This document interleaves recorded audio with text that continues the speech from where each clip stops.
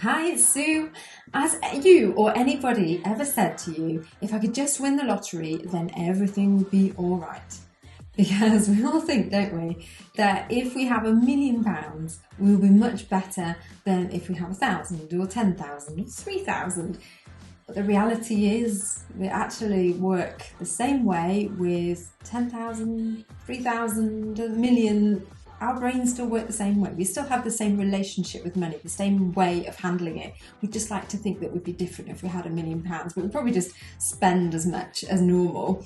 Because the thing is, right the way through schooling, and I talk about this a lot, why do we spend so much? Why do we get a bigger house and a bigger car and we get a pay rise and then you just spend more? And it's celebrated, isn't it? As soon as you buy your first home, like your parents are like, well done, that's great, you're moving out of home. And anybody who's still stuck at home in their 30s, well, they're almost mocked, aren't they, by your friends and everybody else, or brothers and sisters are like, why are you still living at home with mum and dad? You should have stood on your own 2 feet and got some debt by now.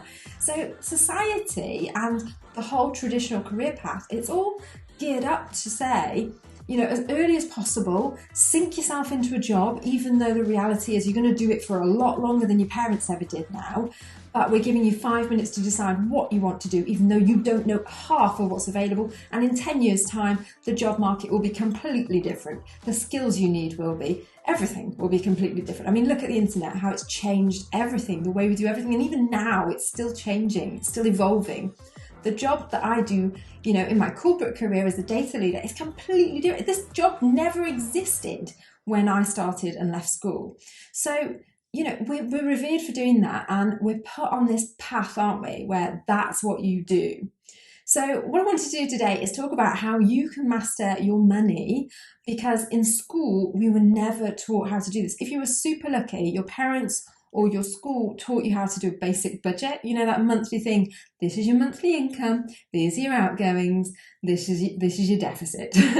If you were really super lucky and you had a business, you might have worked that out for your account, so your accountant might have helped you do that. But what they don't tell you is what you should do instead. Nobody ever says, oh, guess what? Those really wealthy people, or those comfortable people with financial freedom over there that aren't working themselves into the bone because they invested some stuff over there.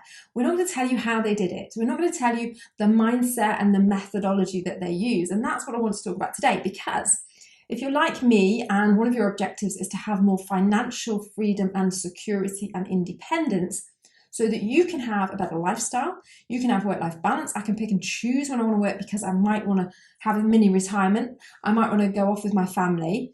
And, one of the things that we focus on so much is, well, how can I just get rid of all my outgoings and do nothing and live with a tin of baked beans? But it doesn't have to be that way. And it's a combination of not wasting your money and doing something valuable with it if you're not going to spend it all. What should you do with it? So I'm going to just draw out the financial model so that you can get that insight that, Warren Buffett has, that anybody, who has an element of financial freedom. David Bark, who's written the book, The Automatic Millionaire. The objective for you might not to be a millionaire. It might just be to have financial freedom so that you can travel, work more, have more lifetime with your family, just contribute to community projects, look after your loved ones, spend more time on your hobbies. I mean, who doesn't want to do the living element of life? So the Freedom Project is all about figuring out how we do that. So I want to talk to you through how we generally, most of us, approach this model. So we have our income here, which is earned. So you go out after school, university, whichever, you get your job, don't you? And then you almost become trapped in this cycle because you have this income, which is your earnings. You then spend it on, I'm going to get a mortgage for 25 years. So I have a house and bills. Then I have a car. So let's add a car on there. Then I have other spend. And I know this firsthand because one of my siblings has recently gotten his first house and his first car, and I could always see that he's following the pattern of society and of all his mates and what I did and everybody else does. Other spend, so you go, let's have a Netflix account. Let's have Sky, let's have everything. Let's have new phones. let's have super internet now, let's have other spend, and then, socializing. I'm not downplaying that. You should do that as well. But this is what we do. And then what happens is our income increases. Wow, I got a pay rise this year, 2%. Completely outstripped by inflation, but I don't notice that because I feel like I'm getting more, because actually where it's going out is here. So all that happens here is we upsize our house, don't we? We get a bigger house and a bigger mortgage. Wow. So the mortgage is now going ×3. Let's have a bigger mortgage. Let's have our forever home for our children and everything like that. Not thinking about how we're going to pay for the childcare for these children, or for them to live, or even look after them and spend time with them. Or we want to upgrade the car. Everybody else now on our street owns a Range Rover, a BMW, or a Mercedes, or something like that, a really big one. So let's upgrade that.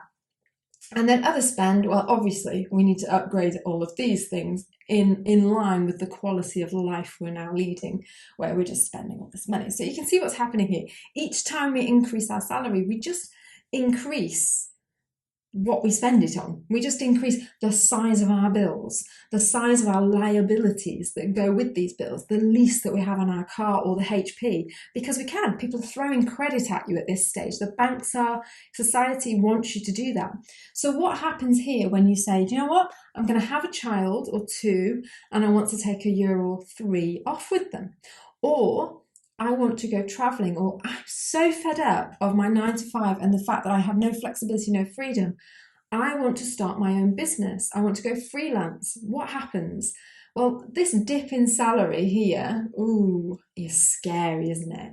So this dip, you're looking at your bills going, they don't add up. I can't do this. This doesn't work. And this is exactly what's wrong with the model that we all work towards. And this is, as a result of the income and the budgeting sort of thing that we're taught, it's all about income and outgoings.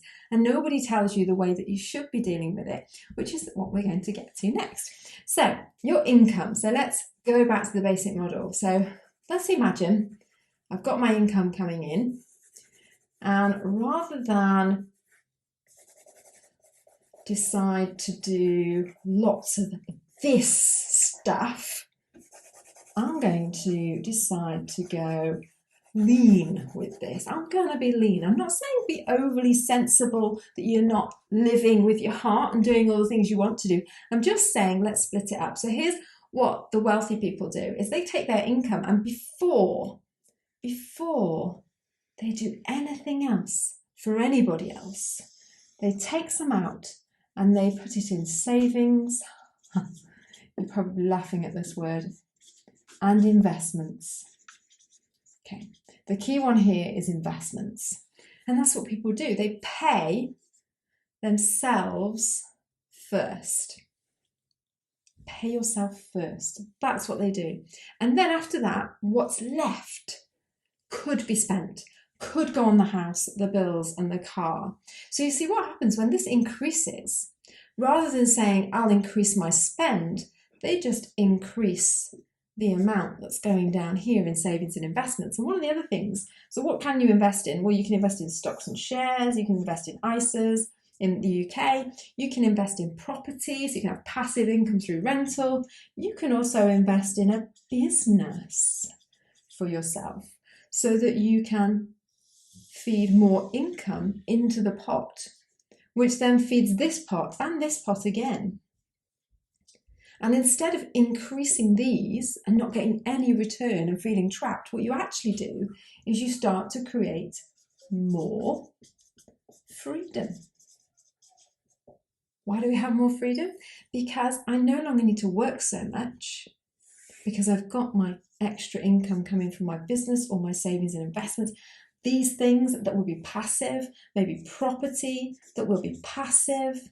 And when you do that, that feeds back into your income pot. And this earned income, this salary, this job, well, I can halve that. So the day I choose to have children and I want to spend 3 years off with them, well, do you know what? I've got this savings and investment. I maybe even built up a little side hustle business going on that's providing me some income on the side. So I can afford to leave my job or work half the time reduce it to half. So because I don't rely on that income to pay for all this spend, this extra spend, because I've dealt with things in a very different way. And eventually, what you will do is this will replace this. You'll reduce it, or you'll be able to get rid of this. And you might be thinking, Sue, I'm too late. I want to ditch my job today, and I have this old system where I literally just have this side of what you're talking about. My bills, my car, and it's all just like a leaky bucket. My money is just disappearing down this black hole. How can I ever save? You can start anytime. You can start with really small amounts. It's just getting into that mindset of doing it and paying yourself first and doing it. The trick is to do it automatically. Get it on auto. This money comes out just the same as your direct debits, your bills do, and everything else. And that will really help you. So hopefully this has given you a new perspective. If you want to see a diagram that's a little bit more legible on there, you can check over on my blog, sueparker.io. The link is underneath this video or underneath this episode. And over there you'll see some much more legible versions of this diagram. And I want you to really start to think about the flow of money and how yours is flowing, and how perhaps if you alter it slightly, you can start to increase your financial freedom over on the right hand side there, so that you can reduce the wastage that's happening over on the left. It's not really serving the quality of your life. But hopefully you've got so much value out of that, and it's really started to shift your paradigm about how you can create more financial freedom. And for now, I will leave you, and I can't wait to see your comments over on the blog, sueparker.io.